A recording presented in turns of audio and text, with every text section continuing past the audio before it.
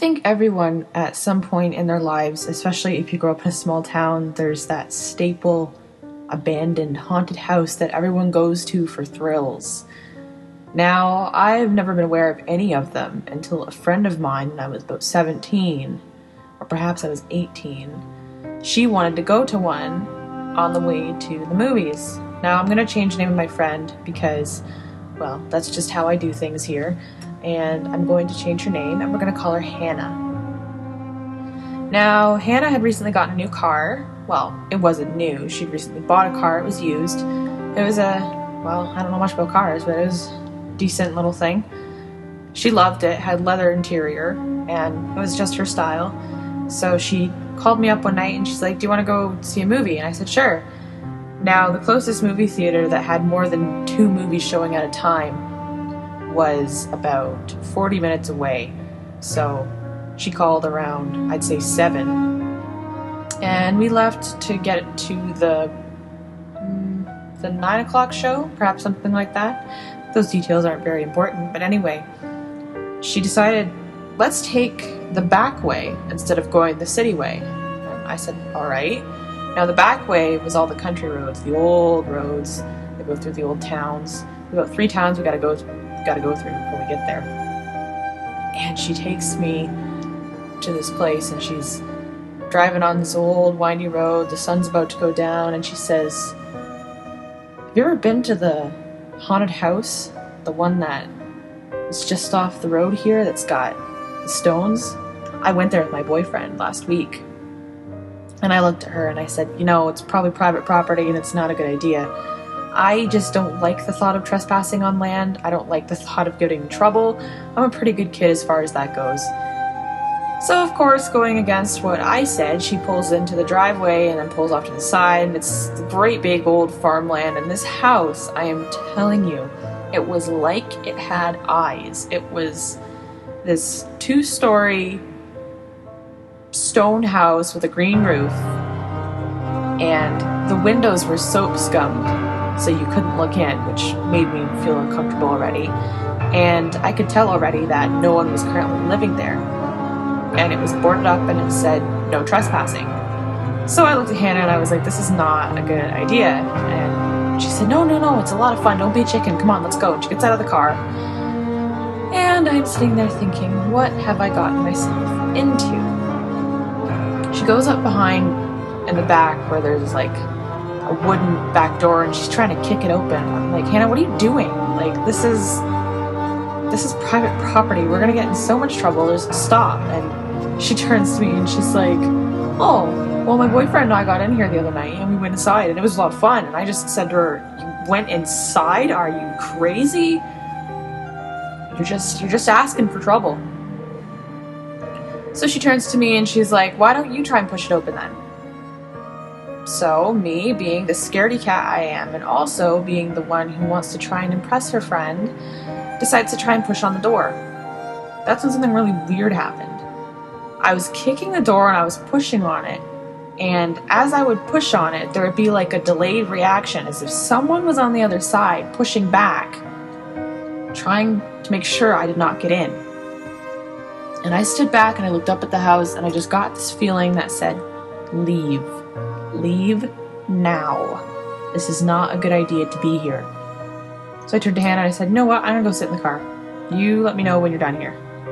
She was pretty annoyed with me at that point, so she went and got in the car with me, and she starts driving off, and she's like, I don't know why you can't do any of this stuff. I don't know why you gotta be such a baby, and blah, blah, blah, blah, blah. Hannah was older than me, so I guess she felt that she had some kind of seniority over the situation, but I didn't care at that point.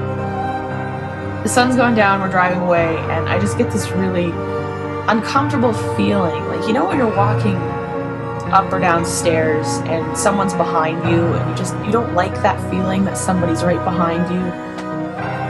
That's what this felt like. It felt like somebody was sitting behind me in the car, but I knew there was no one else in the car but Hannah and I. So I'm sitting there and I'm just thinking to myself, what is going on here? So I tried to shake it.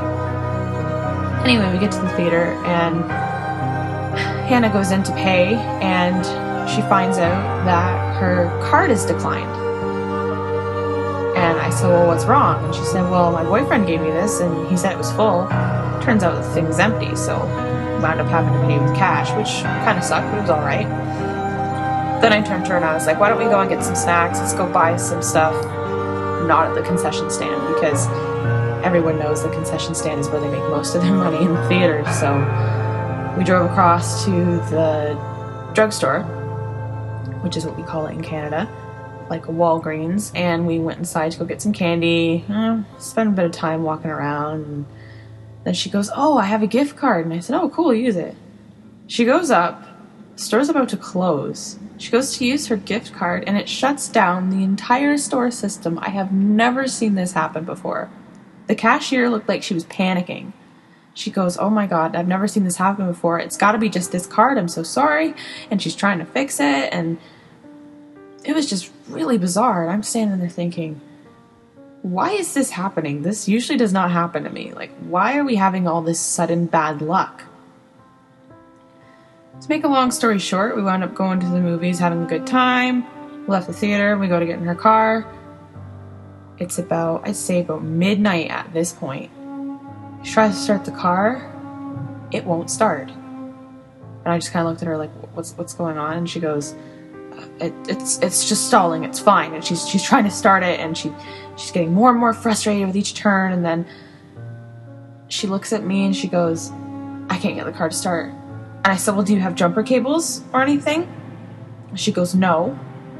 So I looked around. There was one car literally just driving away, and that was all that was left in this entire parking lot. So we're sitting there and we are stranded. Now at this point, she's moved out. She does not get along with her parents, so we can't call her mom and dad for help. And me, I'm so mortified. I don't know what to do. So she gets on the phone and she gets out of the car and she goes to stand and she calls the people that she's currently living with. I'm not sure what relation they were to her, but she was paying rent. And she's calling them, she's talking to them, and I'm sitting there and I just happen to glance at the dashboard windshield area at the front of the car, and I see this handprint in this impossible space that does not make any sense. It's as if someone stuck their hand all the way to the front of the car and pushed and put their hand in there, and there's no way anyone could fit their hand in without snapping their wrist. There's no way you could have done it. You can't fit your hand in there. But it was a human hand, and it was adult-like. It was a man's hand, and it was not from the outside. I reached out to touch it with my finger, and it was fresh, as if someone had just done it, but there was no one in the car but Hannah and I. So I'm sitting there thinking, what did we piss off? What followed us? And how am I going to get out of this? So I'm sitting there panicking the whole time. Eventually, she gets her folks to come and jumpstart us, her folks being people she lived with, not her parents. And we end up driving to a gas station where her other card declines. At this point, I feel like crying. All I want to do is go home. I just had this feeling of foreboding, like we should not have gone to that house. Whatever we picked up is pissed off. It's mad that we tried to go inside its home, and I don't know why. The whole ride home, I was just silent. And she dropped me off, and I think that was the last time I ever really spoke to her. I was just so angry and so disappointed that she didn't heed any of my warnings and she didn't listen to me, and that she treated me like I was some kind of child. And that with this situation, she didn't realize that what she'd done had caused something or someone to follow us. And it was a very scary feeling. I just remember getting home and just shaking my head and thinking, what just happened? So I went to bed and my phone went off with an email. At this point, it's like 2 o'clock in the morning, so I pick up my phone, and there's an email from my boyfriend at the time who lived overseas. And literally, the exact moment when we got to that house, he'd emailed me, and he'd said to me, I don't know where you are, I don't know what you're doing, but I have a very bad feeling right now. I feel like you're not safe, and whatever you do, you have to leave. I don't know where you are, what's going on, who you're with, but you have to get away. He's had that since he was a child. He's had that kind of instinct, And it just scared me half to death when I read that.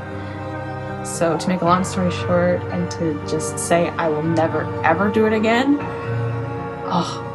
I will never ever trespass on property of an abandoned building. It's a bad idea, and you never know who or what you could end up picking up with you for the night, or if you're unlucky, for much longer.